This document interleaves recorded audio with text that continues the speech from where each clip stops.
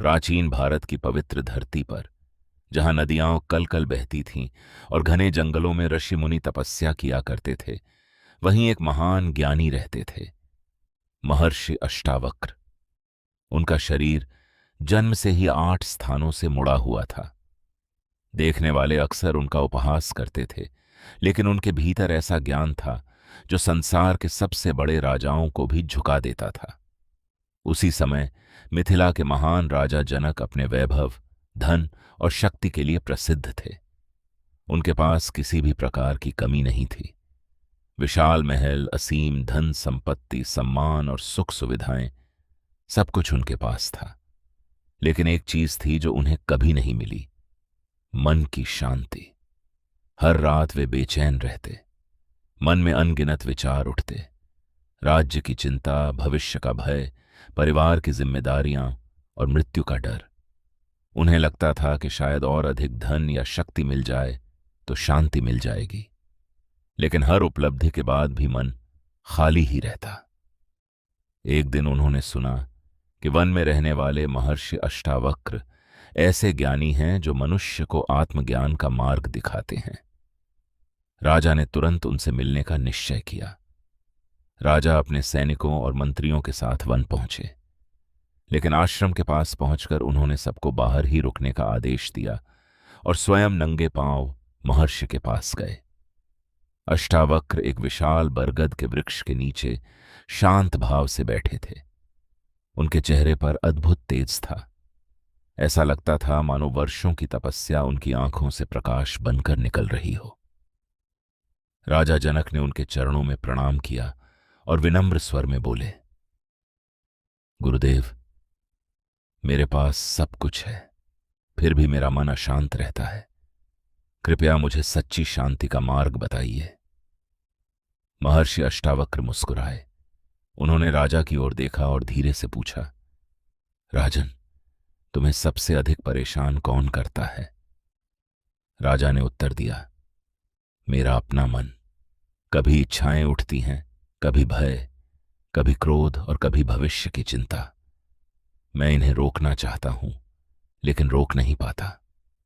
अष्टावक्र ने कहा, यही तुम्हारी सबसे बड़ी भूल है। तुम मन को रोकना चाहते हो, जबकि मन का स्वभाव ही विचार करना है।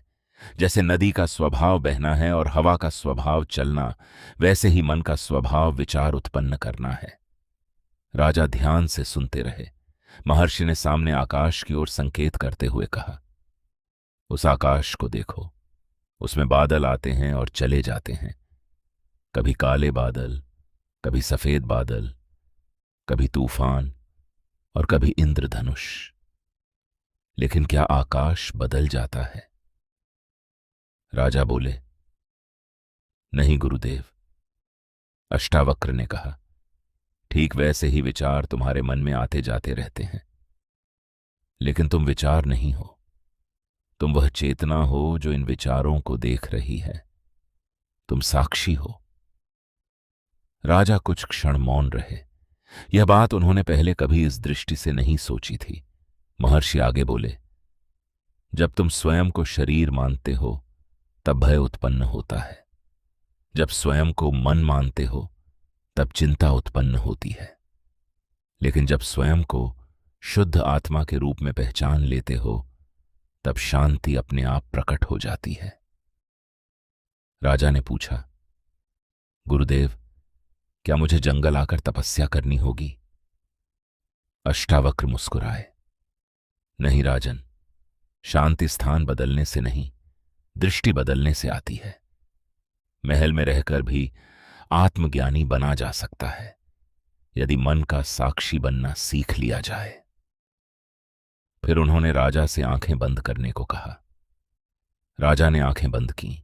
विचार आने लगे, कभी युद्ध की याद, कभी परिवार की चिंता, कभी भविष्य का डर।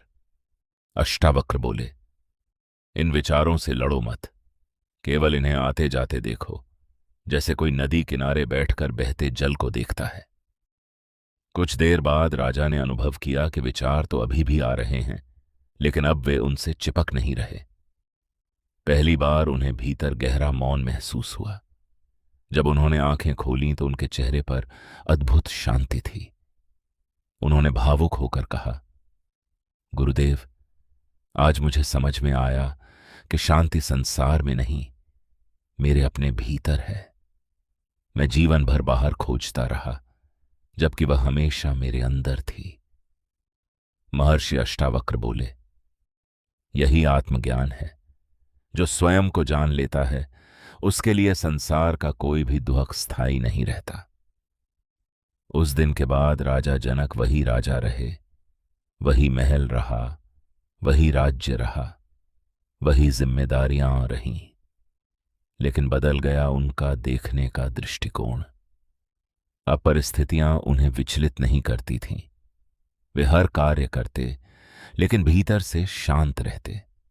उन्हें समझ आ गया था कि वे मन नहीं, बल्कि मन के साक्षी हैं। इस कहानी की सबसे बड़ी सीख यही है, मन को जबरदस्ती शांत करने की कोशिश मत कीजिए। अपने विचारों के साक्षी बन जाइए। जिस क्षण आप स्वयं को शुद्ध चेतना के रूप में पहचान लेते हैं, उसी क्षण सच्ची शांति का द्वार खुल जाता है। महर्षि अष्टावक्र का संदेश आज भी उतना ही सत्य है।